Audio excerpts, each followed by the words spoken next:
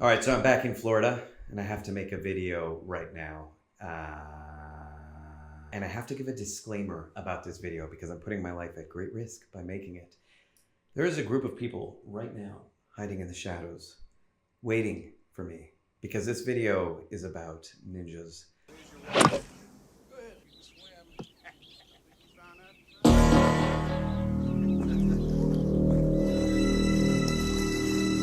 And they may be very offended by what I have to say, so stay tuned, because this video is about ninjutsu. Pow, pow, inside fighting, yeah, dangerous martial arts. Pow, pow, ooh, ah. Oh, ninjutsu. Oh man, this video is gonna get me in trouble. I like to say a lot of positive things about martial arts, but ninjutsu for me is a tough one. And I'm going to explain why. So, growing up, ninjutsu was the coolest thing in the world.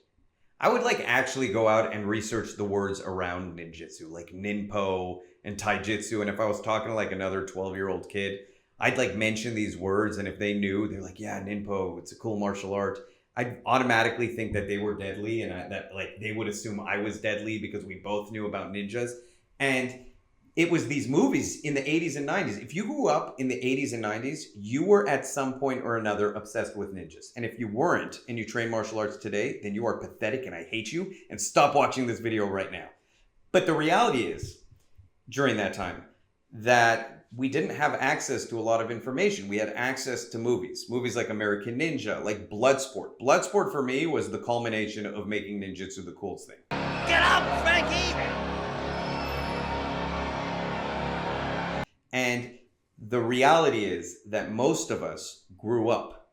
Most of us ended up learning other martial arts or kind of just experiencing reality, and we grew up. We became adults and we said, well, maybe ninjas aren't the coolest thing in the world, aren't super dangerous, and we can stop dressing like them for Halloween.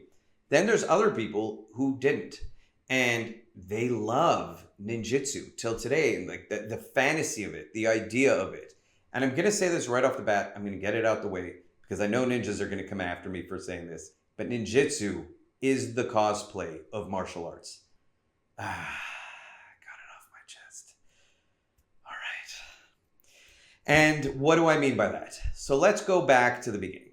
If you look at ninja movies from the 80s, these guys are doing flips. They're throwing ninja stars. They're literally hiding in the shadows and then attacking you. In American Ninja, the coolest scene of all is when he does a flip. He's clearly coming off of a trampoline, but back then I just believed he was somehow jumping that high.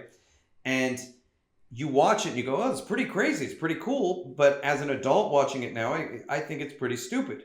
And Bloodsport also, there's this fantasy behind it, this kind of idea that it's somehow so special. And it's sad because the mysticism behind it is beautiful, but it's also lost with the kind of idea of ignorance is bliss, that wonder you have as a child. That's the beauty of ninjutsu, and I understand why people hold on to that. I think there's something beautiful about that because I want those years as a kid back. But unfortunately, I realized that that's not how martial arts work. I realized that a lot of these techniques, if they're not sparred or they're not tested or you're not going out and you're actually seeing them against a resisting opponent, that it's hard to know if they work or not. So let me take you to my experience of ninjutsu, and then we're going to jump into 3 kind of experiences and videos I've seen of ninjutsu from S tier to F tier. S tier being the most effective. This group of crazy Israeli dudes who completely modified it, made it more badass than Krav Maga or any other system I've seen in Israel. Then this kind of mid tier, and then F tiers. So let me first tell you my experiences with ninjutsu. Ninjutsu. Most of the time, if you look up ninjutsu, you're going to see Masaaki Hatsumi. Even though he himself says his system is not purely ninjutsu, it's Budo. 3 of the schools that he teaches or descended from are ninjutsu schools. I might have that slightly wrong. But it's promoted pretty much, if you go on Google, as ninjutsu. That's the main thing that comes up. They dress in black like ninjas. They throw ninja stars and have swords and all types of old school weapons. And it feels like a ninja school to me when I watch it, especially when they talk about the clans that he came from and kind of the mysticism behind it. And a lot of the training that they do looks like it was pulled straight out of Bloodsport. So what's my problem with it? My problem with it is that if you go on their own website, they promote very openly that they do not believe in sparring. They do not believe in resistance, like in terms of going out and testing yourself in a competition. And so it grossly limits the style. What it does is my least favorite thing in martial arts, which is places reverence on the person who is above you. And the highest person in that would be Masaki Atsumi. And he almost becomes like an idol, like a celebrity. And then you look up to the celebrity so much that you just assume that what they're doing and teaching you is so advanced and so special that it must work without ever having to go out and actually test it, without actually having to see if it works. Now, I went to a ninja school. It was a Bunjinkan school. I had been training other martial arts at the time. I go into the school and the ninja guy is waiting there for me. He has a class and he goes, "Hey, have you ever trained martial arts before?" I love that he asked that question. That's an important question. A lot of martial artists don't ask that question when they're teaching someone and just assume that they know more. So I was like, right off the bat, I was like, oh, good, he asked that question. That means that he's open to other styles. So I tell him I've trained Muay Thai, Brazilian Jiu-Jitsu, Sambo, and Filipino martial arts. This is where it goes downhill. It goes downhill fast, and it gets crazy, folks. Because he just scoffs and he goes, "We don't train those fancy spinning kicks here." And in my head, I'm like, what is he talking about? What fancy spinning kicks are there in Muay Thai or Brazilian Jiu-Jitsu? But that's where he went with it. And so he takes me and he goes, "We're going to train takedowns today." And he places me with this student. Now, he shows this takedown where he's on the ground and the guy's standing. And he does this weird scissor leg sweep, but it was very badly done. And the guy falls. And I'm like, wow, the guy fell. So I guess that's what it is. So then he tells the student to do it on me. He tells the whole class. There's maybe 12 students there. And so this guy is trying to do it on me. And I'm at 0% of wanting to fall down. Now, when I train Brazilian Jiu-Jitsu, Sambo, whatever the style is, if we're doing a technique, I'm not a douchebag. I'm not there. I'm not resisting like some of those meatheads. You know what I mean? Trying to make it impossible for you to do the technique. I fall when I feel like you are making me fall. Problem is here, I was at 0%. I didn't feel like falling. There was no part of me that was ready to fall down. And so it's not working. The guy goes, "I don't think it's working," and starts getting upset. So the teacher comes over and sees me, and he thinks I'm being an asshole and resisting. I could tell right away that's what's going on in his head. He's like, "Yeah, this wannabe tough guy's coming into my ninja school." Pretty much he goes down and starts doing the technique on me, and I'm at 0% of wanting to fall. Now, this is awkward for me because I don't want to make him look bad too. So I'm just standing there.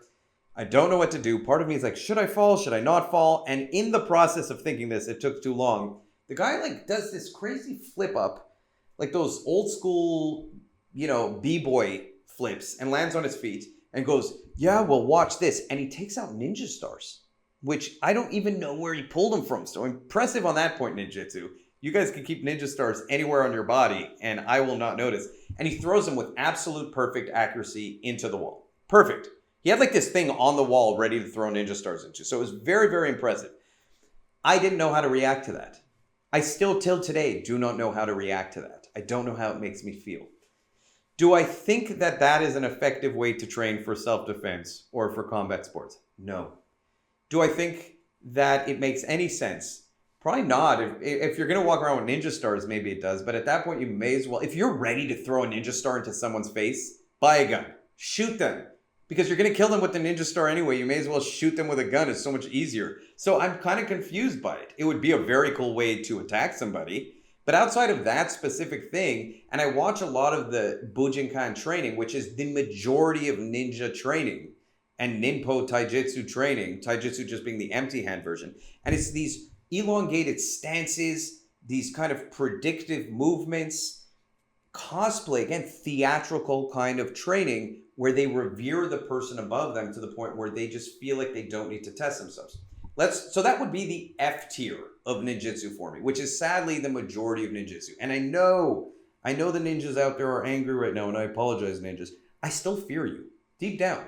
I can't escape it. I don't know why. I still fear ninjas. So if you're watching this and you want to come after me, don't. Because I'm giving you the respect you deserve right now. So pretty much that would be, unfortunately, the most common version of ninjutsu I see. The next version up would be this guy. I saw Sensei Seth. I don't know if you watch his YouTube channel. If you don't, he's got a great channel. Go check it out. He's not paying me to do this. Hopefully one day he gives me a shout out. And he goes and he trains with this ninjutsu guy. The ninjutsu guy he trained with had a much different approach, a much more humble approach to martial arts. But that approach came because this guy was a legitimate high-level combat sports athlete who had been training Brazilian Jiu-Jitsu, Muay Thai, and other combat sports and had competed in MMA and was legitimately a great fighter. Now, he took elements of that, and you could see that he kind of brought them into his ninjutsu training. What I love about that guy is he didn't have to make it MMA. He kept ninjutsu. What he did is he allowed it to be more alive. And if you haven't seen Aliveness, the concept of it, look up Matt Thornton. He talks about it. Straight blast to gym. And he kind of introduced back in the day this very important concept that said martial arts have to be alive to be effective. And this guy, because of his MMA training, and what I mean by alive is just some kind of resistance, some kind of unpredictability, a real opponent. And so what he did because of his MMA training, this guy, this ninja guy that Seth was training with, was allowed that to be a little bit of the system while still keeping the nature of what ninjutsu is without turning it into MMA or being overly violent or being in an environment where you're going to hurt yourself. And it was really nice watching that kind of middle ground of what ninjutsu could be, right? And not only could be, is, because he's training it that way. So that would be the B tier of ninjutsu, which was very cool. And for a lot of people, B tier is enough because you don't necessarily want to go out there and be an animal and injure yourself. Now let's go to the Israelis, the crazy Israelis that I saw. This is my Israeli accent. It's not perfect, but I'm not going to do it for very long, so we're going to drop it now. And so these Israeli dudes were badass. They were taking what is MMA and they were taking what is ninjutsu in the coolest sense and just combining it and just, man, they were doing hardcore throws, some cool clinch stuff. They were using weapons while they trained. And so it took the best of both worlds. It was like the ultimate evolution. And they were just beating up each other. Now, maybe they were training a little bit rough for some people at times, but they had sparring. They had the cool ninja element with the black outfits that still give you that feeling. And they also had the realistic aspects of training. If I were going to train ninjutsu, I would train with those guys. So shout out to those guys. And it was very unique in that sense. Now, on that note, that is the exception. It's not the rule, sadly. So what are the last thing I'm going to say about ninjutsu? I've said a lot of negatives. I apologize. It is what it is. It's the first video I'm making where I'm actually negative about a martial art. But there are some positives. Community. I find ninjutsu gives you a very, very cool community. At the ninja school I was at, those were the nicest people I've ever met. Ninjas are very nice. Who would have thought? But they are. They're fantastic people. And so there's a nice kind of feeling when you go in there that you're all kind of doing this thing because they're still tying into that nature of being a kid, that part of them that loves ninjas.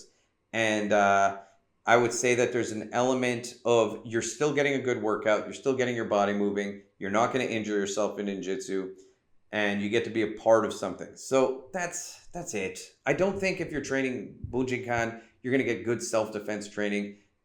I don't think that it's going to be effective for combat sports. So it fits into that very unique category. So those are the three kind of tiers of ninjutsu I've seen. Sadly, the majority of it fits into that F tier category. But don't hate me, ninjas. Subscribe to my channel, even you ninjas, and like and share the video. Don't make me disappear.